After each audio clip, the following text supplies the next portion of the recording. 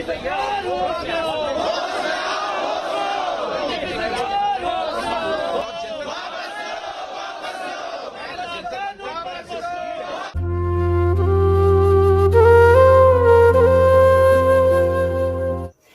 Social media से लेकर national media तक सिर्फ मुसलमानों की ही चर्चा है और दिल्ली से महाराष्ट्र तक जबरदस्त घमासान मचा है।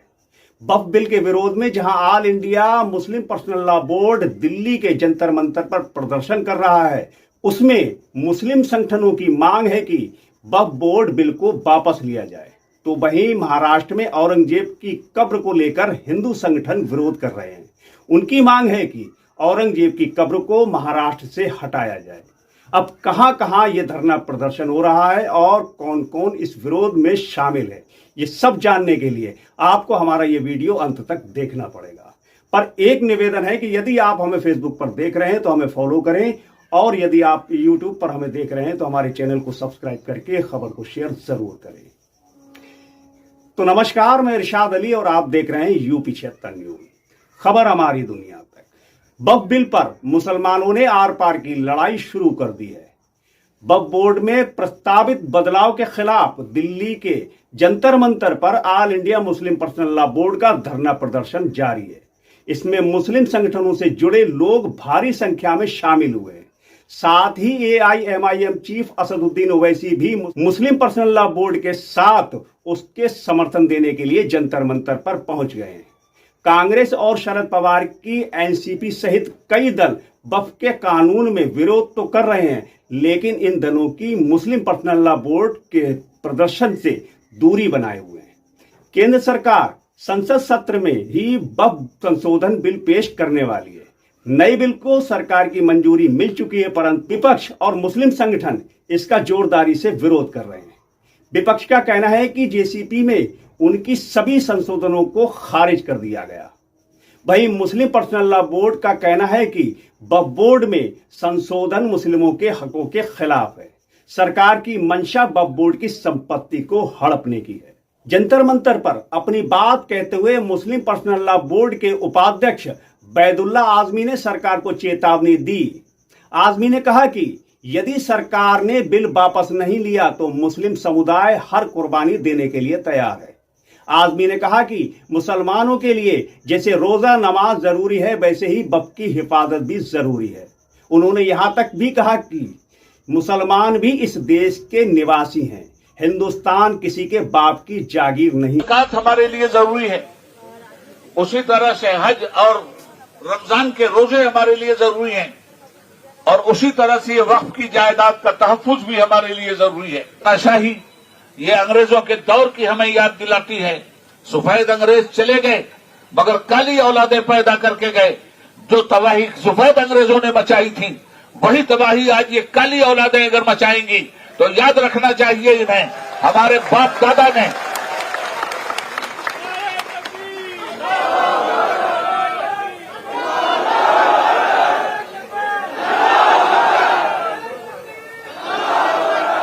याद रखना चाहिए इस बात को कि हिंदुस्तान में हम ताबेदार बनकर जीने के लिए तैयार नहीं थे। हम हिंदुस्तान के वफादार भी हैं और हकदार भी हैं। हिंदुस्तान किसी के बाप की जागीर नहीं है। ताबेदारी के तौर पर हमने हिंदुस्तान को कबूल नहीं किया है। आज का जो ये एहतजाजी मुजाहिरा और धरना हो रहा है, अभी तो ये अंगड़ाई है, आगे और लड़ाई है। अगर गवर्नमेंट अपनी तानाशाही से बाज नहीं आई तो पूरे मुल्क में औकाफ की इमलाक के तहफ्फुज के लिए all India Muslim personal law board कमर कस के उतरेगा और हिंदुस्तान की धरती पर मुसलमानों के हुकूक, भारत के संविधान की हिफाजत के लिए हर उस कुर्बानी से गुजरेगा जो कुर्बानी हमारा देश हमसे चाहता है। कल भी कुर्बानी दिया था, आज भी देश के संविधान के तहफ्फुज के लिए हम हर कुर्बानी के लिए तैयार हैं। जंतर मंतर पर हो रहे विरोध प्रदर्शन को लेकर वक्फ बिल में बनाए गए JCP के अध्यक्ष जगदम्बिका पाल ने all India Muslim personal law board और AIMIM पर निशाना साधा। जगदम्बिका पाल ने कहा कि ये लोगों को सरकार के खिलाफ गुमराह करने की कोशिश है। अभी तो एक्ट भी नहीं आया। हमने अपनी रिपोर्ट 428 पेज की दी है, उसके आधार पे सरकार उसको अप्रूव करके सरकार उस पर अमेंडेड जो 44 संशोधन पहले थे, अब उसको जो हमने हमारी रिपोर्ट पे हमने 14 अमेंडमेंट्स किया, उसके आधार पे एक अमेंडेड बिल आएगा। उस बिल को पास होने के बाद इनको कोई बात कहनी चाहिए। इसका मतलब है कि बिल अभी आया भी नहीं, कानून बना भी नहीं। किस सवाल पे आज जंतर मंतर पे all India Muslim personal law board हो, जमायत उलमा हिंद हो या ओवैसी की पार्टी AIMM हो या विपक्ष की पार्टियों को नेताओं को बुलाया जा रहा है। ये केवल सियासी तकरार है, लोगों के मन में गुमराह किया जा रहा है, सरकार के प्रति केवल एक विरोध करने के लिए कहा जा रहा है। अन्यथा ये कानून जो सरकार लेकर के आई थी और JPC को सुपुर्द हुआ था, वो एक बेहतरी के लिए। तो आपने सुना कि जगदम्बिका पाल ने कह रहे हैं कि ये सब राजनीति के लिए हो रहा है और अभी तो कानून आया भी नहीं है। तो आइए देखते हैं कि दिल्ली के जंतर मंतर पर वक्फ बोर्ड बिल को लेकर जो विरोध प्रदर्शन चल रहा है उसकी एक झलक। आज रोजेदारों का ये हसीन मजमा हिंदुस्तान में 16वें रोजे पर सलाम पेश कर रहा है, तो वादिये बदर में आज 17वीं रोजा यौम बद्र को याद कर रहा है। जब हक के लिए तुम उठोगे तो अल्लाह तुम्हें कभी मायूस नहीं करेगा, अल्लाह तुम्हें कभी जलील नहीं करेगा।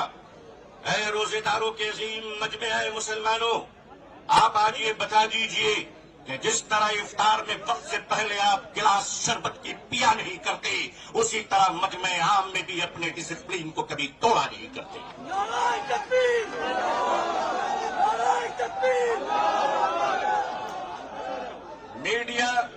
मीडिया का काम है आपसे पूछना, आपका काम है बिल्कुल खामोश रहना। आप एतकाफ की नियत कर लें इंशाअल्लाह। मैं अपने मीडिया के भाई बहनों को अच्छी तरह जानता हूं, इन्हीं के बीच तो बड़ा हुआ हूं। आखिर इन्हें हम नहीं जानेंगे तो क्या ट्रंप साहब जानेंगे? इनका और हमारा बड़ा गहरा रिश्ता है। लेकिन आपको ये बता देना चाहते हैं, हम यहां लड़ने या हुकूमत को धमकाने या किसी समुदाय विशेष को ललकारने के लिए नहीं आए हैं, बल्कि जंतर मंतर पर लोकतंत्र और संविधान में दिए गए अपने अधिकार के रक्षा के लिए आए हैं।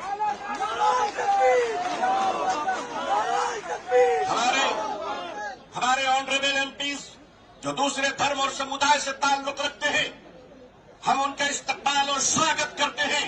मैं उस देश का रहने वाला हूं, मैं भारतीय हूं और भारतीय समाज का हूं। हमने वो परिवार देखे हैं कि जिस परिवार में पत्नी शाकाहारी है और पति मांसाहारी है। एक धर्म पत्नी अपने पति के लिए अंडा गोश्त मछली बनाने के बाद स्नान करती है और खुद सब्जी बनाकर खाती है।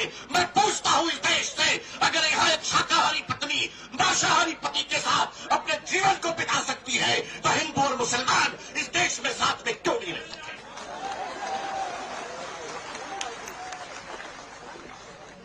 सिर्फ हमारे साथ इफ्तार अच्छा लगता है, सिर्फ हमारे साथ इफ्तार अच्छा लगता है। हमारे माननीय प्रधानमंत्री जी क्या प्यारे लगते हैं जब कोई तशरीफ ले जाते हैं। हम तो कहते हैं प्रैक्टिसिंग मुसलमान देखना है तो वो तस्वीर देख लो। अगर आपको प्रैक्टिसिंग मुसलमान देखना है, आपको अगर प्रैक्टिसिंग मुसलमान देखना है तो पॉलिटिकल पार्टी में इफ्तार देख लीजिए, कितने प्यारे प्यारे हसीन और जमील मुसलमान नजर आते हैं। लेकिन अजीजान मिल्लत, माननीय प्रधानमंत्री जी कहा करते हैं कि हमारे जमाने में जब हम बचपन में थे तो ईद के रोज हमारे घर में खाना नहीं बनता था, पड़ोसी मुसलमान खाना भेजता था। प्रधानमंत्री जी, मुसलमान आज भी जिंदा है। आप इजाजत दीजिए, मोहब्बत से प्योर शाकाहारी खाना हम आज भी ईद में बेचने को तैयार हैं। मानिए, हमारे घर का चूल्हा बंद नहीं हुआ है, आपके दर की मोहब्बत का दरवाजा बंद हो गया है। All India Muslim personal law board अपने बुजुर्गों की क़यादत में यहाँ आया है। हमने पढ़ा था कि शेखुल इस्लाम सर पे कफन लेकर जाया करते थे। हमने पढ़ा था कि शेखुल हिंद कफन लेकर जाया करते थे। हम मानते हैं हमने उन बुजुर्गों को नहीं देखा, मगर उन बुजुर्गों की निस्बतों से मुनसलिक ये चश्मो चराग की हिफाजत कर लो मुसलमान। मुसलमानों, आज अपनी क़यादत की हिफाजत कर लो और क़यादत पर एतमाद कर लो। इंशाअल्लाह याद रखना, हम इस्लाम की भी हिफाजत करेंगे। ऐ देश हिंदुस्तान, हम तेरी भी हिफाजत करेंगे। मैं अपने प्रशासन से कहना चाहता हूँ, पुलिस डिपार्टमेंट से, हम आपके ही भाई बहन हैं, हम आपके ही समुदाय और समाज से आते हैं। आप हमारे हैं, हम आपके हैं। आज हम हैं, कल नहीं रहेंगे। देश है और देश रहेगा इंशाअल्लाह।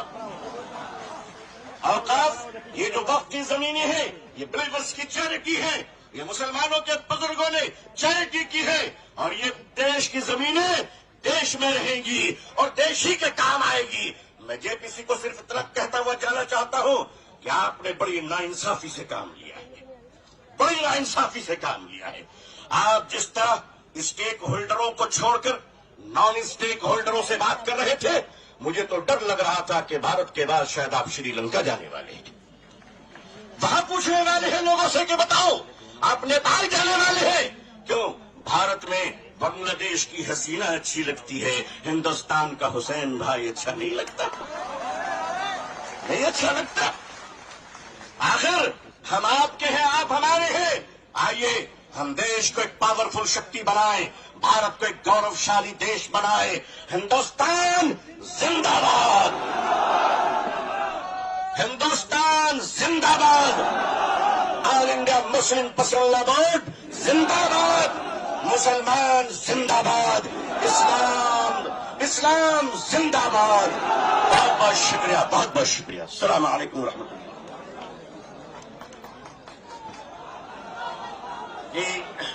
बहरहाल हम महसूस कर रहे थे कि आप लोगों को भी एक जज्बाती तकरीर की जरूरत थी, तो आपने सुना। अब मैं सीपीआई एमएल के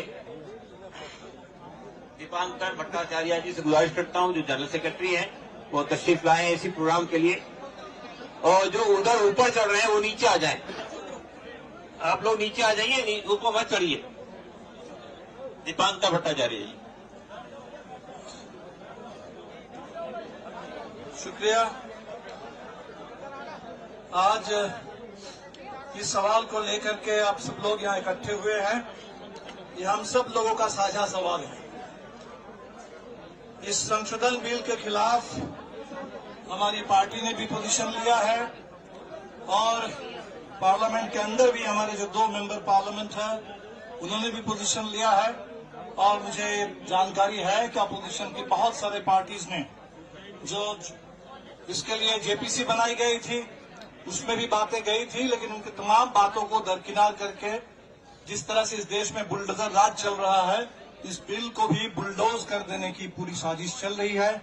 इस साजिश के खिलाफ आज हम सब लोग यहाँ जमा हुए हैं, और मुझे लगता है कि इस समय ये सवाल हमने तमाम स्पीकरों को सुना, और बिल्कुल ये सही बात है कि ये वक्फ की जो जमीन है उसका निश्चित तौर पर सीधा जो ताल्लुकात है वो मुस्लिम कम्युनिटी से है, कलेक्टिव चैरिटी और वेलफेयर के साथ है। लेकिन ये जो सवाल है, ये सवाल इस समय सिर्फ किसी एक कम्युनिटी का सवाल नहीं है। आज हम लोग देख रहे हैं कि जो भारत में जिस फासीवाद के दौर से हम गुजर रहे हैं, ये एक एक करके मुद्दों को चुनते हैं, एक एक तबकों को टारगेट करते हैं, और सबको अलग अलग करके बांट करके अपना पूरा मकसद पूरा करता है। इसीलिए आज हमें सबको एक दूसरे के साथ खड़े होने, हर तरह के जुल्म के खिलाफ, हर तरह के नाइंसाफी के खिलाफ एक साथ खड़े होकर के प्रोटेस्ट करने की जरूरत है और अपना हक जताने की जरूरत है। मुझे लगता है इस समय 2 बड़े सवाल हैं। एक तो सवाल जमीन का है, इस देश में जमीन पर नजर है, जमीन कब्जा करने के लिए, उसको हड़पने के लिए। ये बात किसानों को अच्छी तरह से समझ में आती है। इतना बड़ा जो किसान आंदोलन खड़ा हुआ था इस पूरे देश में, भूमि अधिग्रहण के खिलाफ, हर जगह जहां किसान लड़ते हैं वो अपनी जमीन बचाने के लिए, खेती बचाने के लिए लड़ते हैं, कॉर्पोरेट का कब्जा, उस कब्जे को रोकने के लिए लड़ते हैं। आदिवासी लड़ते हैं इस देश के अंदर अपने जल जंगल जमीन, उसकी हिफाजत करने के लिए, उसकी रक्षा करने के लिए। हमें समझना चाहिए ये भी जमीन का सवाल है, ये भले ही ये किसी समुदाय के लिए इस्तेमाल के लिए है, लेकिन ये हिंदुस्तान की जमीन को बचाने की जो लड़ाई है इस समय, मैं पूरे देश के किसानों से भी कहूंगा कि इसको जमीन के सवाल के रूप में देखिए, इसको पूरे यहाँ देश के जमीन बचाने की लड़ाई के रूप में देखिए। अगर आप अपनी जमीन बचाने के लिए लड़ते हैं तो इस समय पूरे के पूरे समुदाय के लोग जो अपनी पहचान और अपनी जमीन बचाने के लिए इकट्ठे हुए हैं, उनका साथ दीजिए। इसको जमीन बचाने की साझा लड़ाई इस देश के अंदर बना डालिए। हम कहेंगे कि हमारे कॉन्स्टिट्यूशन के ऊपर ही हमला है, ये हमारे पूरे एक स्वायत्त संस्था है, किसी भी देश के तमाम स्वायत्त संस्थाओं पर हमले हो रहे हैं, उनकी सारी स्वायत्तता छीनी जा रही है और हर जगह स्टेट की दखलंदाजी है, स्टेट का दबदबा है इस समय। अभी हमने उत्तराखंड में देखा है जहां पहला प्रयोग हुआ है यूनिफॉर्म सिविल कोड का, और वो यूनिफॉर्म सिविल कोड का जो प्रयोग वहां हो रहा है उससे बात बिल्कुल साफ है कि बात ये करेंगे, इनको लग रहा है कि इससे हम मुसलमानों को परेशान कर देंगे, उनके हक को छीनेंगे। लेकिन परेशान कौन हो रहे हैं? इस हिंदुस्तान के हर वो सिटीजन परेशान हो रहा है जो कॉन्स्टिट्यूशन के हिसाब से अपनी जिंदगी जीना चाहते हैं। कॉन्स्टिट्यूशन में हमें जितनी आजादी मिली है, वो रिलीजियस फ्रीडम भी है, वो अपने बारे में, जीवन के बारे में फैसला करने का भी है, वो प्यार की भी आजादी है। और आज हम देख रहे हैं कि वहां रजिस्ट्रेशन के नाम पर पूरे टोटल जो एक इंडिविजुअल की लिबर्टी है, लोगों की प्राइवेट जिंदगी है, उसमें अभी पूरे सरकार की ओर से दखल देने की साजिश चल रही है। अभी इनकम टैक्स के मामले में आप देख लीजिए, इनकम टैक्स रिटर्न के मामले में वो कह रहे हैं कि आपके सारे नागरिकों के ईमेल से लेकर के आपके तमाम जो निजी चीजें हैं उस पर दखल देने की सरकार की कोशिश है। तो एक जगह हम सरकार को अगर मौका दे देंगे दखल देने के लिए, दखलंदाजी करने के लिए, तो हर जगह घुसते चले जाएंगे और हर जगह घुस करके हमारी पूरी स्वायत्तता, इंडिविजुअल लिबर्टी, एक कम्युनिटी के अपने कलेक्टिव पहचान, उसकी आइडेंटिटी लिबर्टी, उसको खत्म करने पर ये आगे बढ़ जाएंगे। और इसीलिए हम तमाम लोगों से जो अपने अपने आइडेंटिटी बचाने के लिए, अपने अपने ऑटोनॉमी बचाने के लिए, अपने अपने कॉन्स्टिट्यूशनल स्टेटस और राइट्स को बचाने के लिए लोग लड़ रहे हैं, हम सबों से कहेंगे कि प्लीज इस सवाल को मुस्लिम सवाल मत समझिए। हमने देखा इस देश में जो सिटीजनशिप अमेंडमेंट एक्ट आया, उसको पहले शुरू में लोगों ने यही सोचा था कि शायद ये कम्युनिटी का कोई सवाल है, एक कम्युनिटी को नीचा दिखाने के लिए, एक कम्युनिटी को अलग करने के लिए किया गया। लेकिन आज ये बात इस मुल्क को समझ में आ रही है कि ये पूरे कॉन्स्टिट्यूशन के ऊपर हमला था।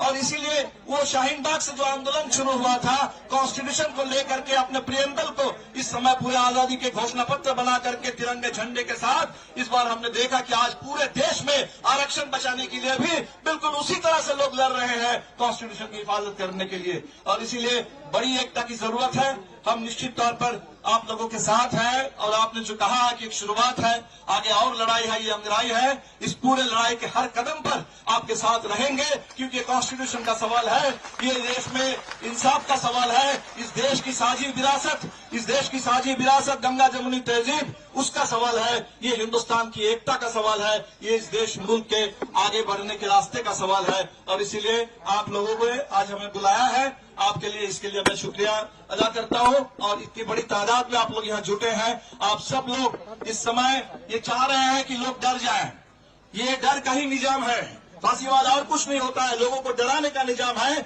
हम किसी को डरना नहीं है इस देश के अंदर, इस हम सच के साथ है, संविधान के साथ है, एक दूसरे के साथ रहेंगे और डर के खिलाफ बिल्कुल अपने आवाज को बुलंद करते रहेंगे। खामोशी नहीं, आवाज बुलंद करने की जरूरत है, डर नहीं, इस समय साहस की जरूरत है, इस समय हम एकता की जरूरत है। हम सब लोग साथ हैं, लड़ेंगे, जीतेंगे।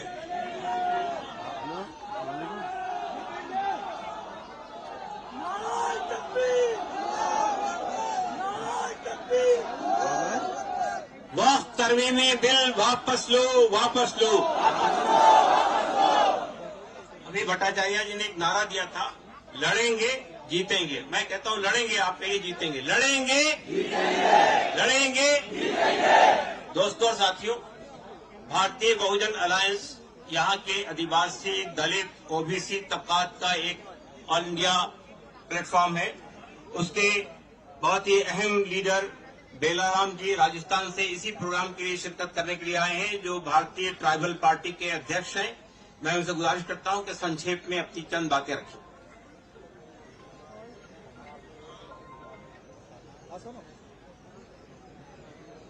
All India personal law board के जिन नुमाइंदों ने इस प्रोग्राम को आयोजित किया। मैं आप सबकी ओर से और मंच की ओर से बधाई देता हूं कि ये ऐतिहासिक संघर्ष, ऐतिहासिक एक अपने हक अधिकार के लिए एक आवाज खड़ी कर रहे हैं। मैं यहाँ पर सिर्फ यही कहना चाहूंगा कि अभी मेरे पूर्व के वक्ताओं ने एक बात कही, हम भारत के लोग जो जिसे संविधान को ही हमारा धर्म मानना पड़ेगा, संविधान ने हमको अधिकार दिए हैं, उस अधिकारों की अवहेलना न हो, इसके लिए हमको एकजुट होना पड़ेगा। मैं भारत के आदिवासी क्षेत्र राजस्थान से आया हूँ।